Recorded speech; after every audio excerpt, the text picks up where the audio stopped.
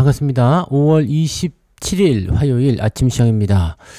자, 지난 주말 미국 증시 상황 다시 한번 봅니다. 다우지수 0.6%, 나스닥은 마이너스 1%, S&P 500은 마이너스 0.67%. 자, 그래서 전체적으로 다 하락한 모습이었잖아요. 자, 이게 EU에 대한 그 관세 부과, 6월 달부터 50% 관세 부과한다, 이런 얘기가 있었기 때문에 주가가 하락했었던 거고요. 그 부분들이 이제 주말을 지나면서 7월 9일로 연기가 됐죠. 그러면서 그 사이에 이제 협상하자, 이런 식의 얘기가 나왔던 겁니다.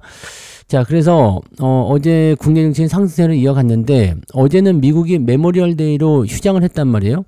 자, 그렇다면 미국의 이런 상승 기조가 농축이 된 상태가 됐을 거 아니에요. 일단 어제 올랐어야 되는데 휴장으로 쉬어버렸기 때문에, 또 특별한 이슈가 지금 나오지 않았기 때문에 오늘 저녁에 미국 증시가 강한 반등세를 일단 보여줄 거라 생각됩니다.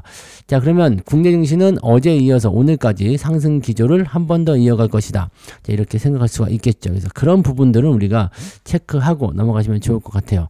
전반적으로 이제 상승에 대한 분위기는 좀 형성될 것 같은데, 어제 약간 특징적인 부분이 막판에 금융 투자애들이 대형주를 사들이면서 주가를 빵 하고 튀어 올리게 만들었단 말이에요. 추가 상승에 대한 가능성이 나올 때 바로 차익 매도가 나올 수도 있습니다. 그래서 대형주를 가지고 흔들어 버리면 주가가 올라갈 것 같았는데 떨어지는 경우도 나타날 수 있거든요. 그러니까 그런 부분들도 오늘 체크를 하면서 진행을 해 주셔야 됩니다. 자, 그럼 뉴스를 한번 들어가 보도록 하겠습니다. 자, 오늘은 해외 뉴스가 별로 없겠죠. 쉬었기 때문에. 그죠? 네. 그래서 그 내용들 한번 살펴보도록 하고요. 수익성 업계 1위 시프트업 주가는 도대체 왜 떨어지느냐, 이거 굉장히 좀 신기한 얘기도 합니다. 뭐 신규 상장 종목이라서 그럴 수도 있겠습니다만, 영업이익률은 70%에 육박한다. 와, 어마어마한 거예요. 게임 업계 최고인데 왜 이렇게 하락하느냐. 자, 높은 수익성을 자랑하고 있는 시프트업이 정작 주가는 시원찮은 모습을 보이고 있다. 올해 초에 잠깐 반등세를 탔지만 보호 예수 물량이 풀리고 추가 상장까지 잇따르면서, 자, 여기에서 힌트가 나오네요. 자, 보호 예수 물량, 추가 상장, 신규 종목들, 이런 부분이 가장 큰 부담이 될 수 있어요. 일단 스톡옵션을 받은 임직원들의 주식 매수 선택권 행사로 해당 물량이 시장에 새로 풀린다라는 거. 자, 스타트업이거나 또는 이제 새로 상장하는 기업들, 막 성장하는 기업들 같은 경우는 인재를 잡아두기 위해서 스톡옵션을 주는 경우가 많이 있습니다. 스톡옵션, 이 주식을 너한테 줄게, 대신에 우리 회사에서 이만큼 일하도록 해 라고 하는 거죠. 자, 그래서 상장까지 다 하고 이제 그것 행사할 수 있는 그런 상황이 되면 이제 그것을 이제 주식으로 바꾼다, 이 얘기입니다. 임원들의 주식 취득가액은 200원이랍니다. 200원이요? 자, 근데 지금 가격이 많이 내렸음에도 불구하고 5만원이야. 와, 200원인데 5만원으로 250배의 이득을 보게 된다. 그러니까 1억 원어치 갖고 있었으면 250억. 네. 1000만원어치만 갖고 있어도 25억이죠. 네. 야, 이거 뭐 계산이 안 되네. 그죠? 네. 이런 부분. 야, 열받으면은 가서, 네, 스타트업을 들어가서 이 스톡 옵션을 받아야 되겠는데, 이거. 그죠? 자, 그런 식으로 된다는 얘기죠. 그런 데다가 이제 보호예수 물량이 또 터진다라는 얘기죠. 신규 상장 종목은 부담스러운 요인은 바로 그런 거예요. 뭐 1개월 보호예수, 3개월 보호예수, 또는 뭐 6개월, 뭐 1년 정도 될 때까지는 계속해서 이제 보호예수 물량이 나타나는 경우들이 많습니다. 회사들이 이제 기업 공개로 인해 가지고 이제 그 투자를 진행하잖아요. 그리고 나서 이제 그 상장을 시키고 나면 그다음부터는 이제 어떻게 하면 되겠어요? 공모 가격에서 이제 자금을 조달했으니까 주식시장에서 팔아 먹어야죠. 자, 그런 부분들이 이제 일어나고 있다는 얘기가 되는 겁니다. 자, 그래서 일단 보호예수 물량이 나오게 되면은 대체적으로 이제 그 공모 가격, 그런 부분들 체크하고 진행을 해야 되겠죠. 자, 근데 아직은 뭐 공모 가격 대비 20% 낮은 가격에서 거래되고 있다. 왜냐면 공모 가격이 6만원이었기 때문에. 그래서 이제 공모 가격보다 주가가 낮으면은 뭐 당장, 네, 보호예수가 나올 것 같아 보이진 않지만, 그래도 계속, 네, 보호예수가 또 가격적인 측면이나 또 상황들에 따라서 다를 수 있으니까요. 근데 기업의 실적이 좋다. 그리고 뭐 잘 아시죠? 이제 이런 게임주들 같은 경우는 상승할 수 있는 기대치도 조금 있잖아요. 그러다 보니까 이제 업황이 돌아서는 그 시점까지는 주가가 좀 밀릴 수 있어도요.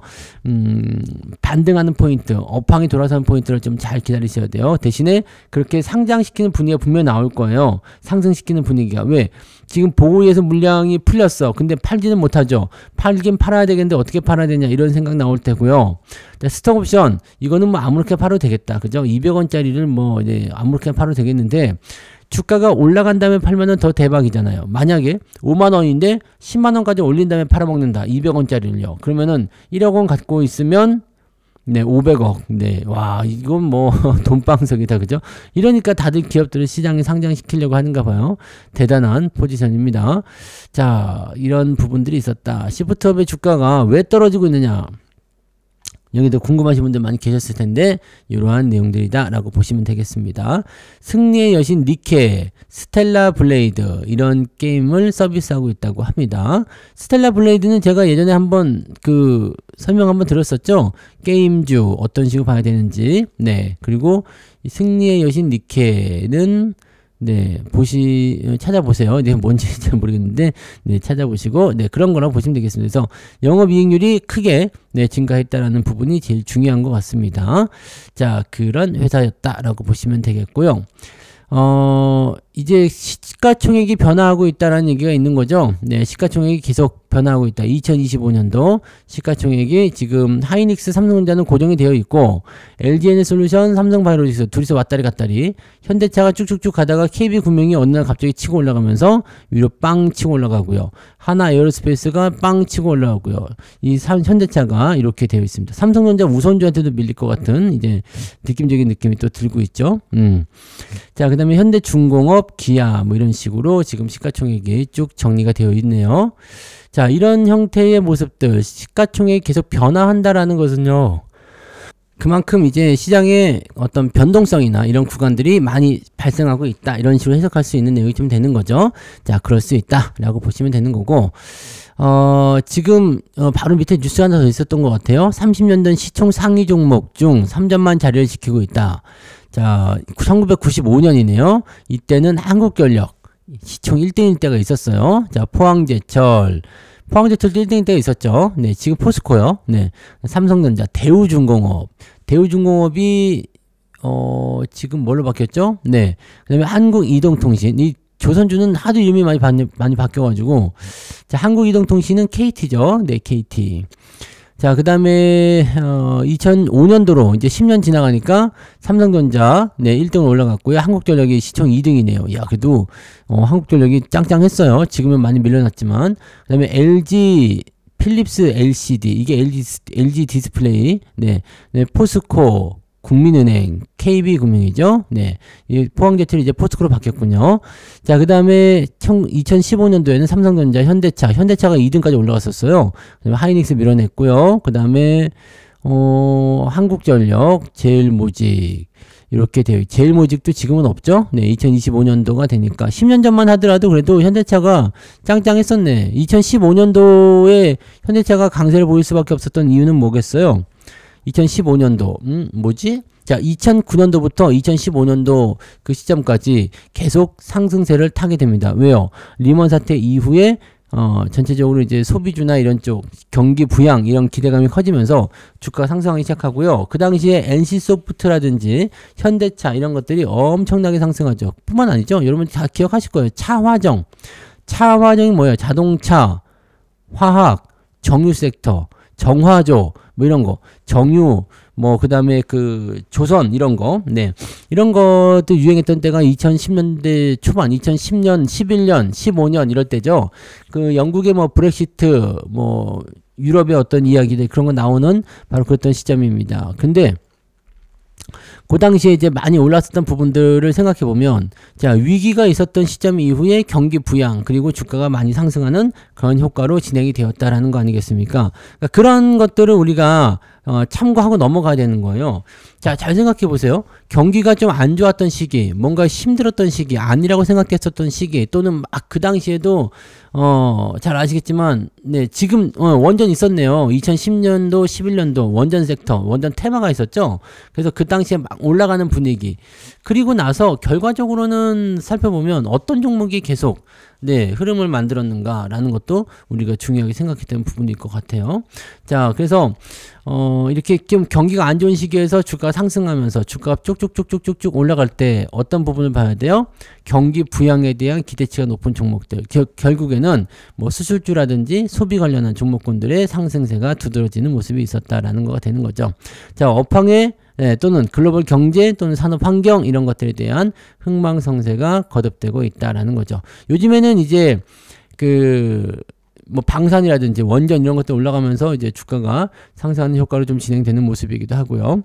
자, 아직까지는 반도체가 주력 포인트로 잡혀주고 있기 때문에 뭐 흐름이 또 어떻게 바뀔지 모르겠습니다만 삼성전자도 내려올 때가 있을 수가 있겠죠. 하이닉스가 더 치고 올라가는지 그럴 수도 있겠지만은 일단 지금 현재 시점에서는 이제 흐름들이 또 변할 것이다 라고 보시면 되겠죠. 그래서 이제 업황의 흐름이나 시장의 흐름들을 우리가 계속 보고 있어야 돼요. 요즘엔 어떻게 변하는지 어떻게 상황이 바뀌는지 이런 것들에 대한 것들을 여러분들이 참고를 잘 해주셔야 된다는 이야기가 되는 겁니다. 네. 자, 그리고요. 지금 상황에서 보면은 뭐 지금은 오늘은 뭐 뉴스라는 거를 볼 게 별로 없을 것 같아 보이긴 하네요. 그죠?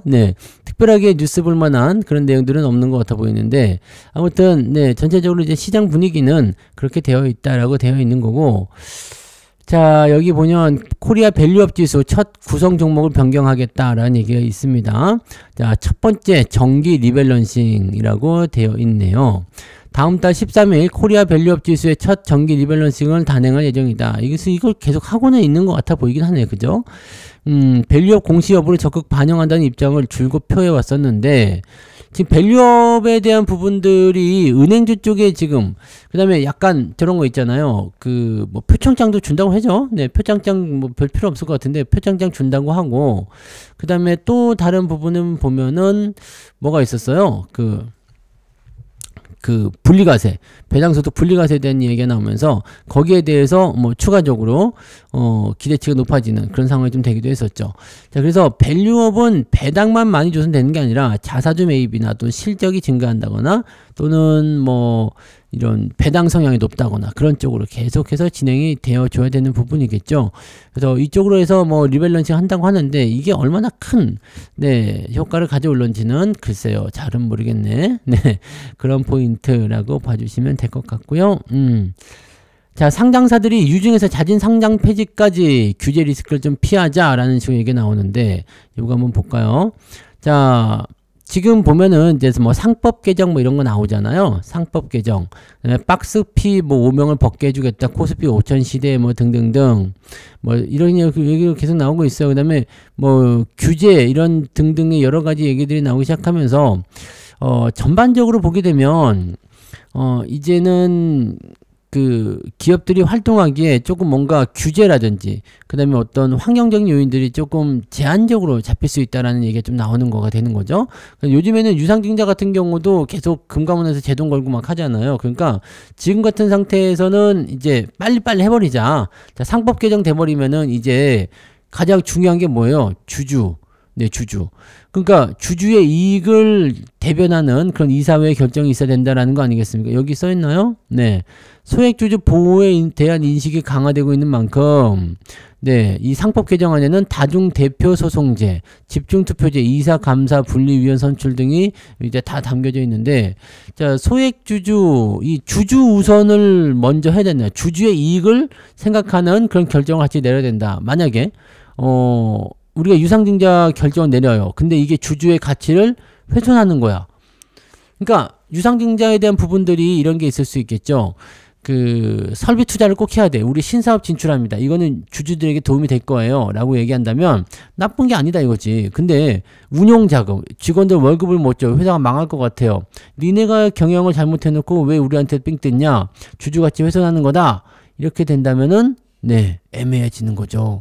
애매해지는 거야. 그러면서 이런 여러 가지 부분들이 있으니까 미리미리 하자. 상법 개정 되기 전에 미리 하자. 라는 식으로 전략을 짜고 있다라고 보시면 된다는 얘기입니다. 그래서 지금 이런 내용들은 올해 아마도 이 변동성이 굉장히 커질 거로 생각되지만 내년도까지 연결될 가능성이 높아요. 상법 개정을 한다고 하더라도 내년 1년은 유예죠. 그래서 내년 1년 동안은 이제 유예가 됐다가 내년 말, 네, 2026년 말, 2027년부터 진행된다고 보시면 되는 거거든요. 그래서 아마 기업들이 그 시간 동안에 그 준비를 충분히 할 것 같습니다. 이미 다 얘기가 된 게 아닌가 싶기도 하고요. 뭐 그저 하자 그러면 바로 해버리면 되는 건데 그거를 또 뭐 기업들이 준비할 시간을 줘야 되는데 준비를 왜 시켜주냐는 얘기지. 근데 뭐 어쨌든 간에 네, 그런 식으로 해서 뭔가 법이 바뀐다라고 한다면 미리미리 적용되는 부분도 좀 있을 거고요. 네, 그래서 뭐 이제 분할 이라든지 이런 등등 이런 모든 부분들이 이렇게 나오는 거예요. 삼성바이오로직스도 이제 일찌감치 네, 그 인적 분할하겠다 이런 얘기도 다 이런 거 아니냐. 소액주주 보호책. 지금은 기업의 이익만 생각하면 됐지만 이제 앞으로는 주주의 이익도 생각해야 된다. 이런 것들이 전부 다 잡혀 있는 거 아니냐. 이렇게 얘기가 나오는 모습이 되는 거죠. 그래서 그런 부분들 우리가 확인해 보실 필요가 있는 겁니다. 네. 자, 그 다음에 원전 르네상스 올라탄 건설주 재평가를 받고 있나? 그럴 수 있겠죠. 그죠? 자, 지금 보면은 원전을 건설하는데 가장 중요한 그런 부분들이 또 건설이 아니겠습니까? 네.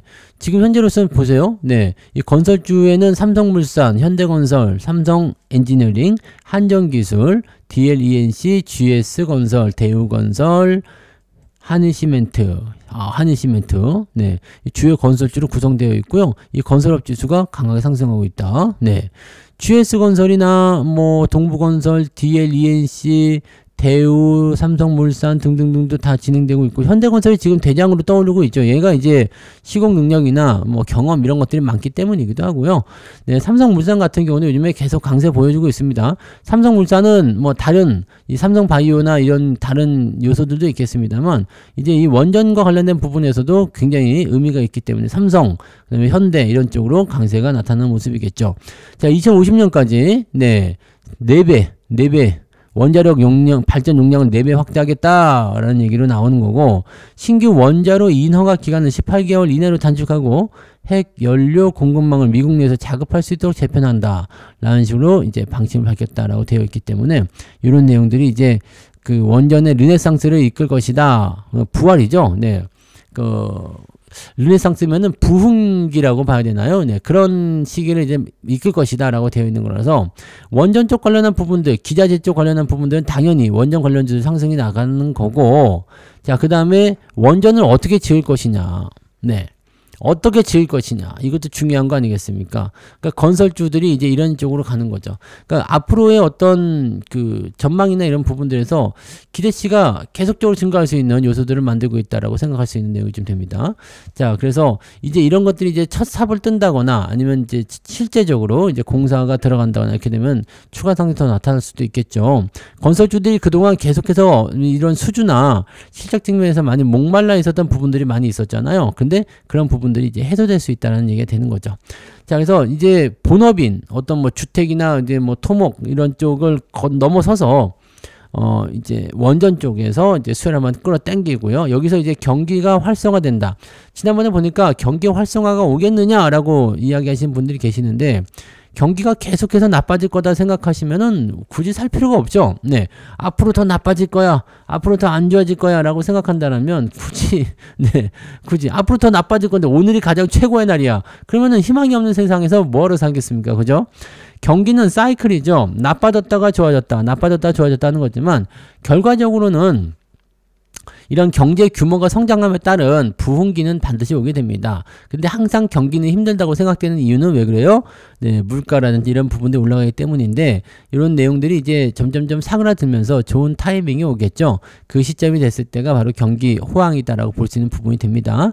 그 호황이 됐을 때는 이제 플랜트 사업 쪽에 기대치들이 높아질 수 있어요. 그러니까 건설주들은 또 그런 쪽으로도 많이 보실 필요가 있는 거겠죠. 네, 그 부분 체크하시고요. 자, 요것도 한번 볼까요? 공매도 제외해서 공격 대상. 이건 뭐야? 다음 달부터 코스피 200 편출. 그죠? 자, 1년에 2번 있는 거죠. 1년에 2번. 그래서, 여기 써있네요. 1년에 2번. 여기서 이제 6개월간의 일평균 뭐 등등등 해가지고요.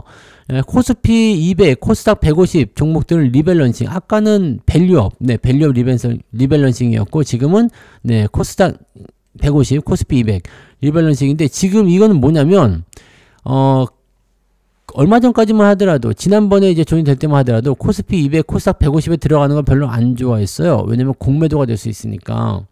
여기에 제외가 되어 있으면 공매도를 못 하잖아요. 근데 코스피 200, 코스닥 150은 공매도를 쳤었죠. 근데 이게 공매도가 전면 시행이 되면서 이제는 코스피 200, 코스닥 150뿐만 아니라 모든 종목에 공매도가 가능하다가 되어 버렸기 때문에 이 상황이 된다면 여기 있는 종목군들이 빠져나가도 똑같이 공매도에 나올 수 있다는 얘기죠. 그래서 코스피 200, 코스닥 150에서 이제 편출, 뭐라고 할까요? 이제 쫓겨난다 라는 종목들은 코스피에서는 코스모 신소재, LX 인터내셔널, 이 두산 퓨얼셀, SK 네트워크스, PI 첨단 소재, 일진 하이솔루스, 한세 실업, 사마 알미늄. 코스닥은 다원시스, WCP, JO, GC셀, 미래나노텍, 윤성 FNC, 네페스, TMC 이런 종목들이 있다라고 되어 있습니다. 이제 이제 편출된다고 해서 공매도에서 이제 벗어난다 이런 느낌이 아니라 그냥 상관없는 거, 별 문제 없는 거 이런 쪽으로 되는 거잖아요. 그래서 특별한 이슈는 아닌데 편출이 된다는 거. 이렇게 되면은 뭐가 나올 수 있냐면 코스피 200, 코스닥 150을 추종하는 또 ETF 그런 추종 자금들이 있잖아요. 그런 자금들이 이쪽에서 매도를 칠 수밖에 없다. 그럼 매도가 좀 나올 수 있다는 얘기죠. 그러니까 이런 부분들이 이제 조금은 애매할 수 있겠죠. 그래서 여기 있네요. 패시브 자금의 이탈이 예상된다. 그래서 주가 하락이 일어날 가능성이 높다라는 거죠. 그래서 편출되는 종목들 나와 있고요. 편입되는 종목들이 또 따로 생기겠죠. 나간 놈이 있으면 들어온 놈이 있을 텐데 그 부분들은 아직 여기서 다루지는 않는 것 같아 보입니다. 어떤 종목이 새롭게 들어갈 것인지도 한번 참고해 보실 필요는 있을 것 같아 보입니다. 이제는 편출 쪽은 조심하고 편입 쪽은 주목하자 이런 쪽으로 나올 수 있는 거죠. 그 부분들 체크하시면 좋겠고요. 자, 그 다음에 볼만한 것이 또 있을까요? 지금은 이제 어제는 이제 말씀했죠. 분기 배당이 5조, 이 사상 최대치를 기록했었다라는 부분들도 얘기해 드렸었고요. 그래서 특별하게 지금 현재 시점에서는 시장 분위기가 나쁘다라고 볼 만한 내용은 사실은 없어요. 그래서 기대감이 이제 생겨날 수 있는 그런 구조가 계속 만들어지고 있기 때문에 이런 내용들을 통해서 우리가 이제 시장이 또 어떻게 변화할 것이냐, 어떻게 좋아질 것이냐, 어떤 식으로 긍정적인 요소를 만들어낼 것이냐 이런 것들을 좀 판단해 볼 필요 있겠죠. 자, 요거 하나만 더 볼게요. 5월 소비 심리 4년 7개월 만에 최대폭 개선, 소비 심리가 살아나고 있다는 거, 수도권 아파트 가격세 오름세가 지속되고 있다는 거, 경기가 좋아지고 있는 쪽으로 넘어가고 있어요. 체감은 못 하시겠지만 여러분들 우리가 일반적으로 체감을 할 때는 어떻게 되겠어요? 경기가 많이 좋아진 다음에 이제 좀 살만하다라고 하잖아요. 근데 이미 그때는 경기 좋아지니까 뭐 좀 해볼까? 이미 늦었죠. 그러기 전에 미리 진행이 돼야 되거든요. 자, 한국은행이 발표한 소비자 동향조사에 따르면 소비자 심리지수 101.8이 나왔습니다. 100이 넘어가면은 그 소비 심리 지수가 살아나고 있다는 얘기입니다. 미국의 상호관세 유예 조치, 새 정부 경제 기대감. 그러니까 이렇게 물어본 거지. 요즘에 경기 좀 어떤 것 같아요? 앞으로 어떨 것 같아요? 이제는 그냥 좀 좋아지겠죠. 라고 생각하는 사람들이 많아졌다는 이야기예요. 그래서 실제적으로 소비 심리가 이제 기대치가 높아진 거지 소비가 좋아진 것은 아닌 것 같다 생각되는 것 같아요. 소비자 심리 지표가 크게 개선되는 모습이 나타났다. 그래서 지금 2024년도 연말에는 나쁘지 않았었어요. 근데 12월 달에 비상계엄 나면서 완전 박살났고요. 그 다음에 1월 달부터 점점 개선 속도를 보이고 있었는데 이 기대치가 높아지진 않았죠. 근데 100포인트를 넘어서게 되면서 이제 다시 소비 심리 지수가 좋아지고 있다. 그래서 앞으로 경기가 좀 더 좋아질 수도 있다. 그런 부분들, 집값도 오르고 다 살만해질 것이다 라고 얘기하는 사람들이 이제 많아지기 시작했다라는 거가 되겠습니다. 그래서 그런 부분들로 한번 체크를 해보시면 될 것 같고요. 이게 이제 표본 오차나 이런 것들이 있기 때문에 굳이 이거를 완전하게 적용시킬 필요는 없겠습니다만 현재로서는 이제 우리가 생각하기도 그렇죠. 최악의 상황은 지난 것 같다. 이젠 좀 좋아지겠지 이런 거 많이들 얘기하고 있잖아요. 그래서 그런 부분들도 한번 참고들 해보시면 좋을 것 같아 보이긴 합니다. 그죠? 그런 정도 참고들 하시기 바라고요. 자, 오늘은 미국장이 어제 열리지 않아서 그냥 그렇겠지만 기대치가 계속 작용이 되고 있습니다. 그래서 EU와의 어떤 관세 그런 부분들의 유예 소식이 미국장을 가장 크게 이끌었다라고 판단하시면 되기 때문에 미국 쪽에서 크게 주목할 만한 소식이 없더라도 그런 쪽으로 생각해 주시면 될 것 같아 보입니다. 자, 오늘 이야기가 좀 많았는데요. 여기까지만 하고 마무리하도록 하겠습니다. 저는 장중시장 때 다시 올게요. 오늘도 파이팅 하시고요. 좋은 하루 보내시기 바랍니다. 고맙습니다.